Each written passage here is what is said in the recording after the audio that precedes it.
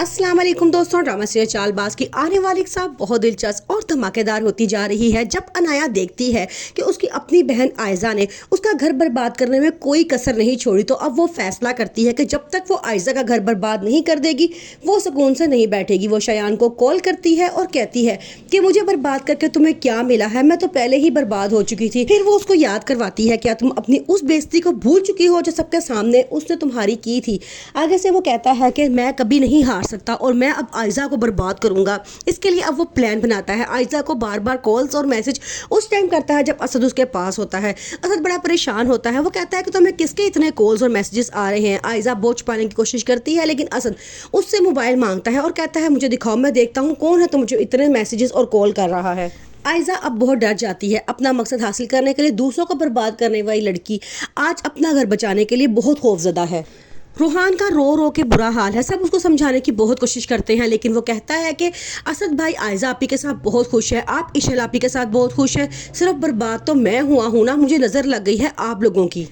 अनाया बहुत रोती है। वो अपनी मामा से कहती है कि मामा आपकी बेटी बर्बाद हो चुकी है, आपकी एक बेटी ने दूसरी बेटी का घर बर्बाद कर दिया है, आपको क्या दुख नहीं हो रहा। उसकी मामा कहती हैं कि आयजा ऐसा नहीं कर सकती, मैं उसे समझाऊंगी। तो वो कहती है कि अब समझाने की कोई बात नहीं बची, रूहान ने मुझे घर से निकाल दिया है और रूहान मेरी वजह से जेल गया है, अब वो मुझे कभी माफ़ नहीं करेगा। रूहान की बड़ी मुश्किल से बेल होती है। शयान अब पूरी तरह गुस्से में है और वो कहता है कि मैं उस औरत से बदला लाजमी लूंगा जिसने मेरा घर बर्बाद किया था। मैं अनाया को सच्चे दिल से पसंद करता था, उससे शादी करना चाहता था, लेकिन वो बीच में आके सारा खेल खराब कर गई थी। अब मैं उसे नहीं छोड़ूंगा। असद आयजा से सवाल करता है और कहता है कि तुम मुझे बताओ, क्या तुम्हें सारी सच्चाई जानती थी। तो आयजा साफ मुकर जाती है और कहती है कि मुझे कुछ भी नहीं पता, ये सब कुछ इशल का किया धरा है। वो इशल पे सारा इल्ज़ाम डाल देती है। इशल बड़ा परेशान हो जाती है। वो अनाया से कहती है कि अनाया तुम बताओ सच क्या है, तुम छुपा क्यों रही हो, जो असल बात है बता दो।